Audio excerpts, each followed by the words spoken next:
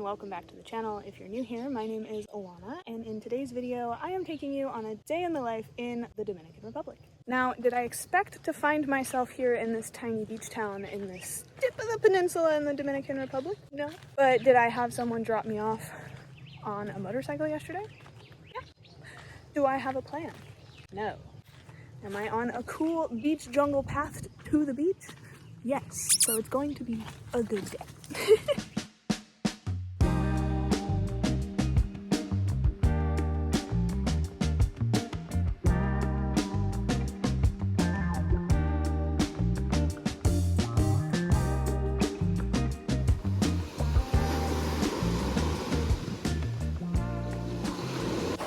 Now, I know a lot of people might say that traveling without a plan sounds really scary, and while it can be in some situations, it's actually also very freeing because you can just wake up and be like, what do I feel like doing today? And today that felt like sleeping in and then walking to the beach.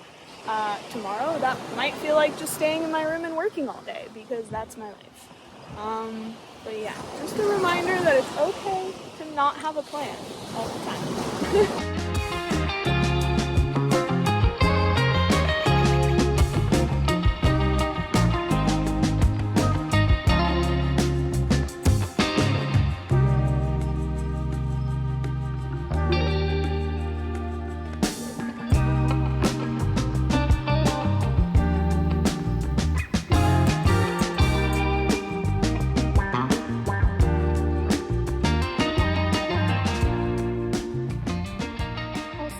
A lot of the times people go into a vacation thinking, oh, I have to have everything planned to a T so that I make sure that I see and do everything and that my vacation's not wasted.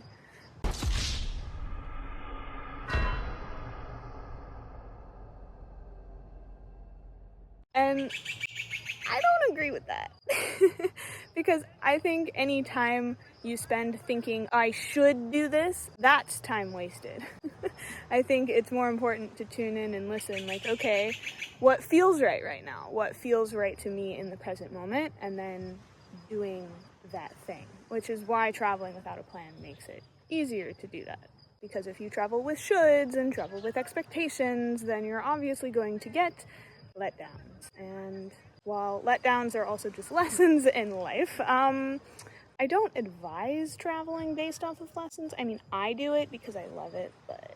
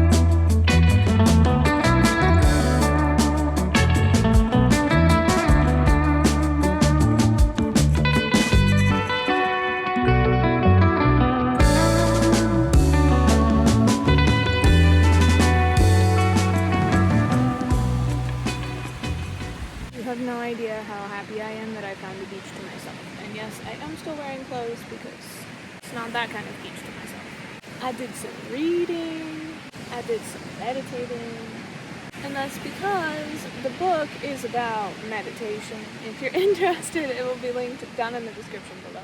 And if you're interested in things like meditation and mental health and how to become more self-aware and improve your life, be sure to check out my website for my Mind on Yoga course and mindset coaching programs. Like I said, I actually got here yesterday, so the first two things that I always do when I arrive in a new, unfamiliar place is locate the grocery store / fruit stand and locate the ATM. And I usually just take a long walk and explore the place and see what's around, which is exactly what I did, and I ended up finding this private beach. I still can't believe it myself. Yeah, there's rocks, but I'm not swimming anyways. I'm laying on the beach, so it's fine. And I also used the first day to kind of get accustomed to the place, talk to some of the locals, and talk to some of the people at a hostel, and kind of see, like, what's the lowdown? And it's funny because I was walking around yesterday, and this motor taxi guy stopped, and he was like, hello. And I started talking to him, and I asked him what his favorite beaches were. And he was like, well, the beach that you're walking towards right now, terrible, don't go. You could walk to this other beach, which is prettier, or I could take you on my motorcycle to this other beach or this other beach. And I was like, thanks for the recommendations. I'm not doing anything today, but I'll let you know.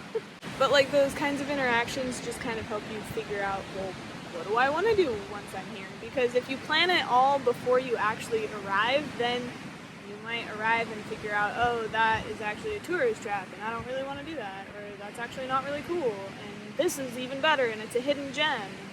Just talking to the people who are already here is a really cool way to plan your trip if you like being spontaneous. I must admit, I'm still not perfect at being spontaneous, but that's also why I take it easy on the first day and just chillax and try to bring my nerves down so that then I can enjoy the ride.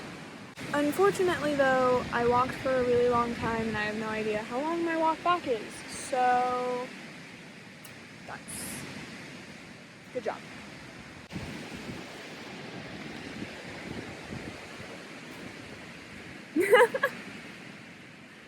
People probably think I'm insane walking around the beach like this, but I had my sunscreen taken by TSA, so this is how we will exist. Could I just go buy more sunscreen? Probably.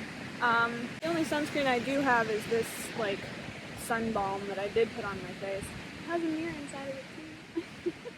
Which I got from this shitty place. Which, also during the meditation, I was just thinking, like, had I stayed in Nicaragua and fulfilled the 8-month contract that I had wanted to do so badly and then stuck to my plan, I wouldn't be here in the Dominican Republic right now.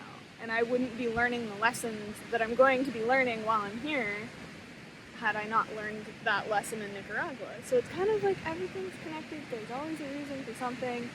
One door shuts, another door opens. Sometimes it's shutting and opening faster than you would like, but that's my own fault for choosing this lifestyle. I think that's something that a lot of people I see online don't talk about, is solo traveling.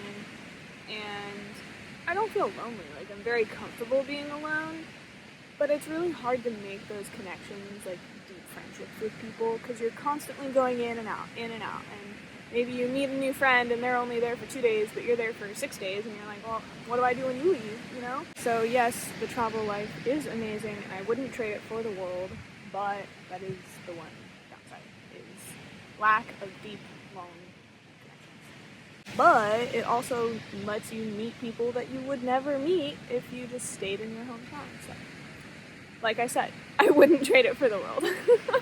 Anyways, it's past time to start walking back, so I'm gonna pack it up